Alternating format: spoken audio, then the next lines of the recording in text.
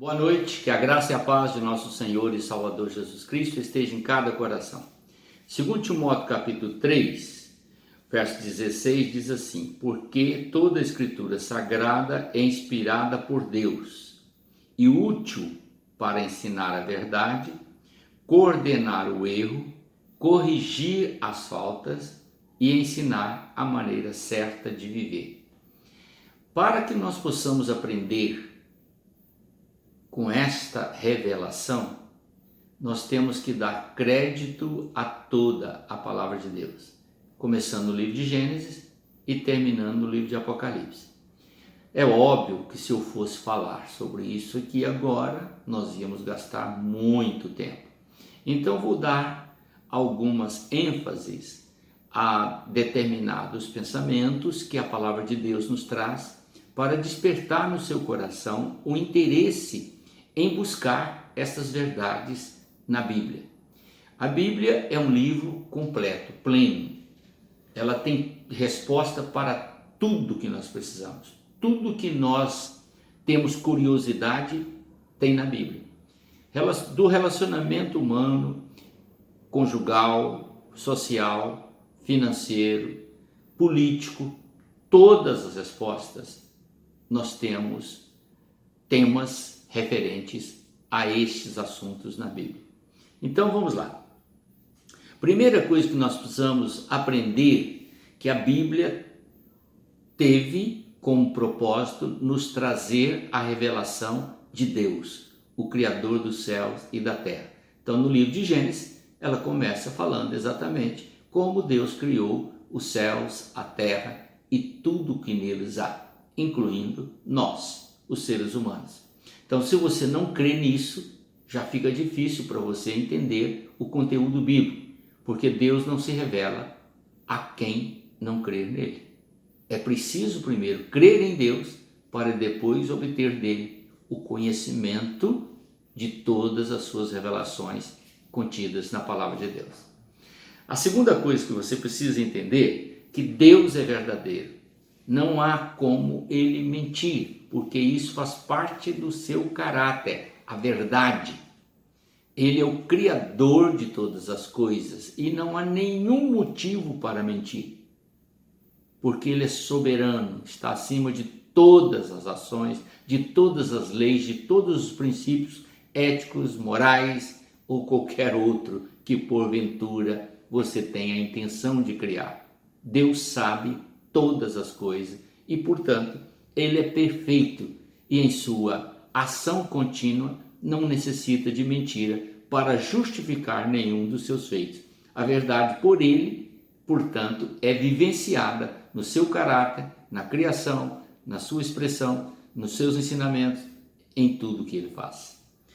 A questão mais séria que nós temos que levar em consideração é que a Bíblia também nos revela a queda do homem. Ou seja, nós deixamos de ouvir o Senhor para dar ouvidos ao inimigo de nossas almas, Satanás. E isso fez com que nós perdêssemos a comunhão íntima com Deus e nos tornássemos pecadores.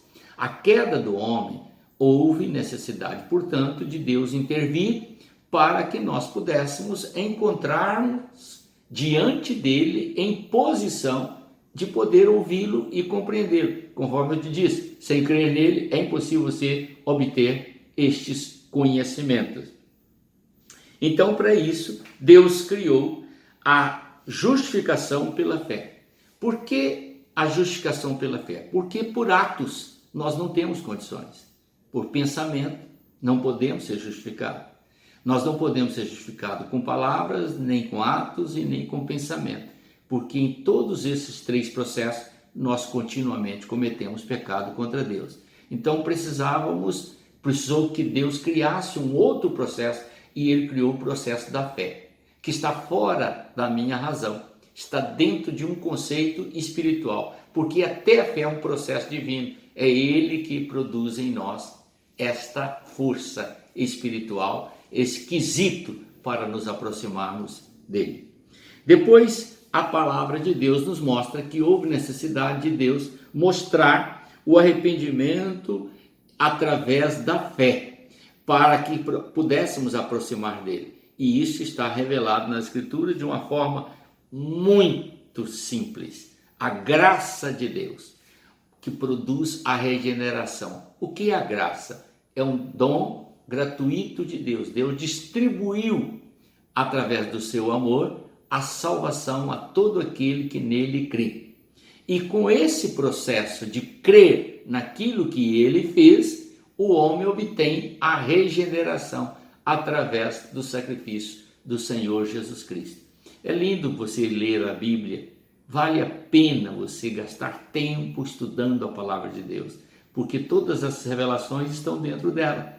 Só de você começar a se interessar pela leitura, você vai adquirindo conhecimento e vai vivenciando isso de uma maneira gloriosa. É compensador. O Senhor então fez com que nós pudéssemos entender os seus propósitos, que estava dentro desse relacionamento, que é a graça de Deus revelada em Cristo Jesus. E por esse motivo, ele nos mostrou, através de Jesus Cristo, a verdade necessária para que nós nos aproximássemos dele. Daí Jesus colocou: e conhecereis a verdade vos libertará. Esta verdade é o processo pelo qual nós somos santificados. Nós somos santificados através da verdade. Quando nos aproximamos do conhecimento de Deus e aprofundamos na leitura da palavra e absolvemos essa palavra e introduzimos em nosso coração e em nosso viver diário, nós vamos nos santificando, porque a palavra do Senhor nos liberta de todos os erros deste mundo, nos levando a ter uma vida agradável aos olhos dele. Depois ele nos fala a respeito da necessidade da perseverança, ou seja, a Bíblia nos fala a respeito da necessidade da perseverança. Nesta perseverança, um dos textos mais importantes que eu encontro é: ser fiel até a morte e dar-te-ei a coroa da vida. É muito bom você pensar que a fidelidade faz parte da nossa relação com Deus. O homem no mundo, ele é infiel por natureza, mas quando ele se volta para o Senhor, ele é transformado e ele tem uma visão da importância da fidelidade. Daí o Senhor colocar: ser fiel até a morte e dar-te-ei a coroa da vida. A fidelidade nos leva a fazer uma ligação entre a lei e a fé.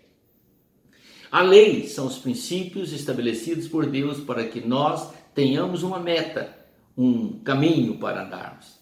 A fé, ela está além disso, ela está além da lei, porque a fé é a forma de você ver o invisível e ter a certeza que o invisível é real, patente e declarado a você. Então, de uma forma muito harmoniosa, você não pode viver sem a lei de Deus.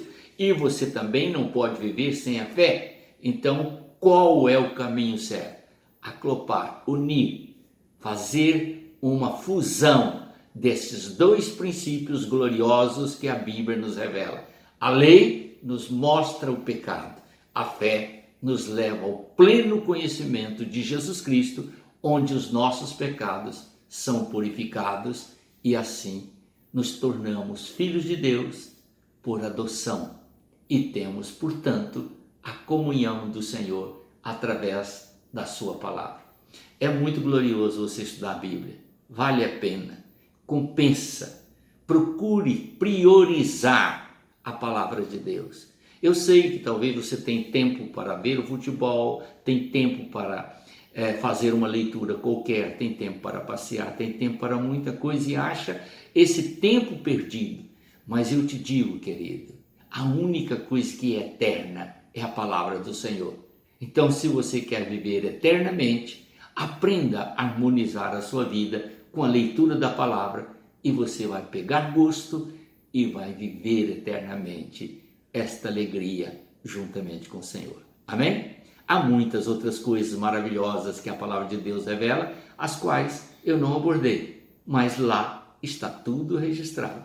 Quando você ler, vai ser abençoado. Amém? Vamos orar. Pai eterno, em nome do Senhor Jesus, traga, meu Pai, ao coração dos ouvintes o interesse pela leitura da Tua palavra. Há uma constante mensagem do mundo que a leitura traz conhecimento, mas o mundo tenta nos influenciar com suas filosofias, com as suas ideologias. O Senhor, portanto, tem uma mensagem viva e que produz vida àqueles que buscam. Por isso eu te peço essa bênção, em nome do Senhor Jesus. Amém.